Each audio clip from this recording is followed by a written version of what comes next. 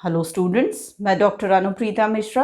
आप Anupreeta मिश्राज electrical engineering के channel पर एक डीसी जनरेटर्स के कैरेक्टरिस्टिक्स समझ रहे हैं। मैं उसी सीक्वेंस में आपको आर्मेचर कैरेक्टरिस्टिक्स भी बताना चाहूँगी। शुरू में जो मैंने आपको 3 कैरेक्टरिस्टिक्स बताए थे, मैग्नेटाइजेशन कैरेक्टरिस्टिक्स, इंटरनल कैरेक्टरिस्टिक्स और एक्सटर्नल कैरेक्टरिस्टिक्स, वो सबसे ज़्यादा इम्पॉर्टेंट थे। अब ये एक आर्मेचर कैरेक्टरिस्टिक्स और होता है जो कि बहुत ज़्यादा इम्पॉर्टेंट नहीं है, पर मुझे लगा कि आप लोगों को पता होना चाहिए। कहीं अगर आप पढ़ते हैं आर्मेचर कैरेक्टरिस्टिक्स के बारे में तो पता होना चाहिए कि होता क्या है ये।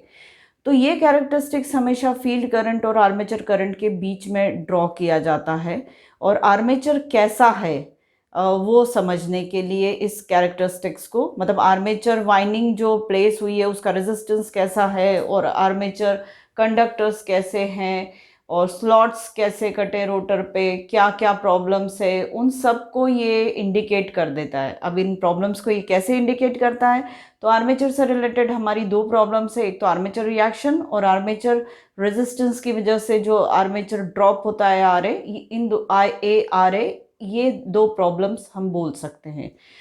तो ये जो कर्व प्लॉट होता है या ये जो एक्सपेरिमेंट परफॉर्म होता है वो आप देखिए नंबर 1 पे, ये कांस्टेंट स्पीड और कांस्टेंट टर्मिनल वोल्टेज पर परफॉर्म होता है ये एक्सपेरिमेंट। मतलब पूरे एक्सपेरिमेंट में जब हम लोड बढ़ाते हैं आए को, तो आए बढ़ता चला जाएगा। लोड जैसे जैसे बढ़ाएंगे आए बढ़ता चला जाएगा, और आए बढ़ाएंगे तो उसके साथ साथ कर्व में हमें दिख रहा है कि फील्ड करंट भी हमें बढ़ाना पड़ रहा है। तो अब मैं यही रीज़न आपको बताने वाली हूँ कि फील्ड करंट क्यों बढ़ रहा है।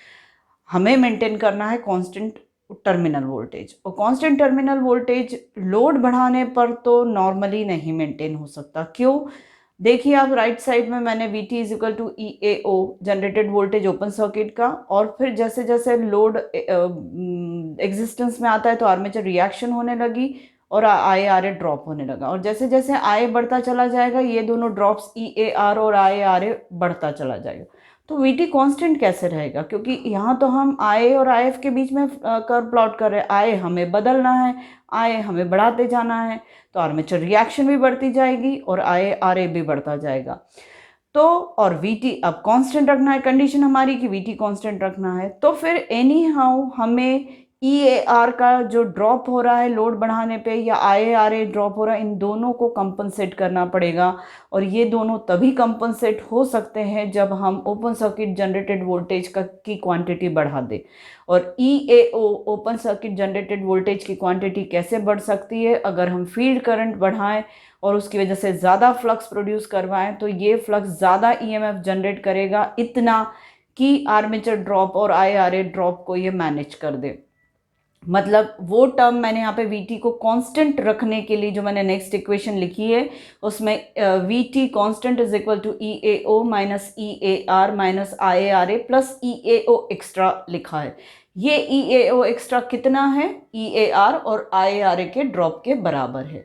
तो मतलब हर इंक्रीमेंट लोड के इंक्रीमेंट पर हमें आईएफ को भी कीप ऑन इंक्रीजिंग रखना पड़ेगा, तभी आईएफ जो है हमें डैश्ड लाइन पर कर्व में कांस्टेंट नहीं मिल रहा है। जैसे जैसे लोड बढ़ा रहे वैसे वैसे हमारा फील्ड करंट भी बढ़ता हुआ दिख रहा है। पर इससे पहले मैंने मैग्नेटाइजेशन कर्व वगैरह आपको बताया था, और हर बार मैं ये बोलती आई हूँ कि डीसी जनरेटर या डीसी मोटर जो काम करती है वो मैग्नेटाइजेशन कर्व के नी पर काम करती, बेंड पर काम करती, मतलब पोल स्ट्रेंथ अपने मैक्सिमम पर होती है। तो जब पोल स्ट्रेंथ ऑलरेडी मैक्सिमम पर है तो हम फ्लक्स को कैसे बढ़ाएं? तो ये इसलिए थोड़ा कम इम्पॉर्टेंट आर्मेचर कैरेक्टरिस्टिक्स है। इसको हम पोल स्ट्रेंथ कम से वर्किंग करवाना शुरू करें, लोड कम करें, और धीरे धीरे हम पोल स्ट्रेंथ को भी बढ़ाते चले जाएं, और आर्मेचर करंट को भी बढ़ाते चले जाएं, और पोल स्ट्रेंथ को भी बढ़ाते चले जाएं। और अल्टीमेट जो हमारा ये एक्सपेरिमेंट जाकर रुकेगा वो ये है कि जैसी पोल स्ट्रेंथ कांस्टेंट हो जाएगी, मतलब मैग्नेटाइजेशन कर्व बेंड पर आएगा, तब हम इस एक्सपेरिमेंट को, फिर उसके बाद हम लोड बढ़ा के आईएफ नहीं बढ़ा पाएंगे। उससे पहले हम इस एक्सपेरिमेंट को, मतलब बेंड से पहले फील्ड करंट को हम बढ़ा सकते हैं 0 टू मैक्सिमम तक, बेंड तक, और उसके बाद फिर हमारे पास स्कोप नहीं रह जाता फ्लक्स को बढ़ाने का। तो उम्मीद है आपको आर्मेचर कैरेक्टरिस्टिक्स समझ में आया होगा। तो आज के लिए ये और प्लीज़ मेरे आज के वीडियो को लाइक करिए, चैनल को सब्सक्राइब करिए और मेरे वीडियोस को ज़्यादा से ज़्यादा शेयर करिए। Thank you.